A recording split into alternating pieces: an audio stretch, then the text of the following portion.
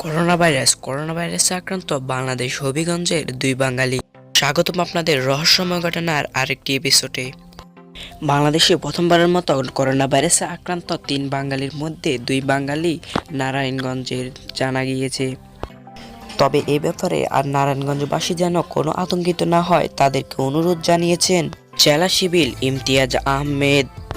তিনি জানান, corona virus নিয়ে কোনো আতঙ্কিত হওয়ার কারণ নেই, লোকজন স্বাভাবিক জীবনযাপন করতে কোনো সমস্যা নেই। 8ই মার্চ রোববার সন্ধ্যায় এ খবর ছড়িয়ে পড়ে শহরব্যাপী। এর আগে দুপুরে 3 জন করোনা ভাইরাসে আক্রান্ত হয়েছেন বলে নিশ্চিত করেন রোগ তত্ত্ব, রোগ নিয়ন্ত্রণ ও গবেষণা ইনস্টিটিউট আইইডিসিআর সরকারের এই প্রতিষ্ঠানটি বলেন, বাংলাদেশে 3 জন করোনা ভাইরাসে আক্রান্ত হয়েছে, এছাড়া 2 জন পর্যবেক্ষণও রয়েছে। জানা গেছে 3 জনের মধ্যে 2 জন নারায়ণগঞ্জে বসবাস করেন। কিছুদিন পূর্বে ইতালি ফেরত 2 ভাই দেশে আসেন। পরবর্তীতে জ্বর অনুভব করলে তারা একটি ডায়াগনস্টিক সেন্টারে পরীক্ষা করান।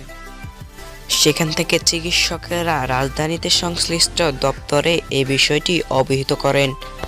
পরবর্তীতে দফায় দফায় তাদের 2 জন সহ পরিবারের সদস্যদের পরীক্ষা নিরীক্ষা করা হয়। ওই ভবনের একজন বলেন, ইতালি ফেরত 2 ভাই কয়েকদিন আগে বাড়িতে এসেছেন। তারা 2 জন করোনা ভাইরাসে আক্রান্ত। প্রাথমিকভাবে ধারণা করা হলো তারা করোনা ভাইরাসে আক্রান্ত নন। তিনি আরও বলেন, তাদের পরিবার এখানে 5 থেকে 6 মাস ভাড়া থাকলেও তাদের পরিবার বিদেশ থেকে 5 থেকে 6 মাস আগে এখানে এসেছেন। তিনি আরও বলেন, ইতালি ও চীন থেকে ফেরত বাংলাদেশে এলে তাদেরকে করোনা ভাইরাসে আক্রান্ত বলে ধারণা করা হয়। এর ধারাবাহিকতায় তাদের 2 জনকেও করোনা ভাইরাসে আক্রান্ত বলে ধারণা করা হয়। বিকেল 3:30টায় রাজধানীর মহাখালী আইইডিসিআর এর কার্যালয়ের প্রতিষ্ঠানটির পরিচালক অধ্যাপক ডাক্তার মির্জাদি শ্রেব্রিনা ফ্লোরা জানান, যারা করোনা ভাইরাসে আক্রান্ত হয়েছেন তাদের মধ্যে 2 জন ইতালি থেকে সম্প্রতি বাংলাদেশে এসেছেন।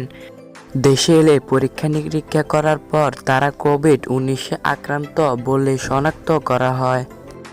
আক্রান্ত একজনের মাধ্যমে একই পরিবারের আরেকজনও আক্রান্ত হয়েছেন। করোনা ভাইরাসে আক্রান্ত 3 জনের মধ্যে 1 জন নারী, 2 জন পুরুষ, যাদের বয়স 20 থেকে 35 বছর। গত বছর ডিসেম্বর মাসে চীনের হুবেই-এ প্রথম করোনা ভাইরাসের সন্ধান পাওয়া যায়।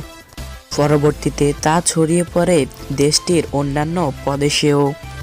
এখন এই ভাইরাসটি বিশ্বে 89টি দেশে ছড়িয়ে গেছে। করোনা ভাইরাস নিয়ে আমাদের পর্বটি আজকে এখানেই শনাক্ত করছি। তো দেখা হবে পরবর্তী পর্বে। যারা এখনও আমাদের চ্যানেলটি সাবস্ক্রাইব করেনি তারা সাবস্ক্রাইব করুন এবং সবার আগে ভিডিওর নোটিফিকেশন পাওয়ার জন্য পাশে থাকা বেল আইকনটি বাজিয়ে দিন এবং ভিডিওটি ভালো লাগলে একটা লাইক করবেন এবং কমেন্ট করে জানাবেন ভিডিওটি কেমন হয়েছে।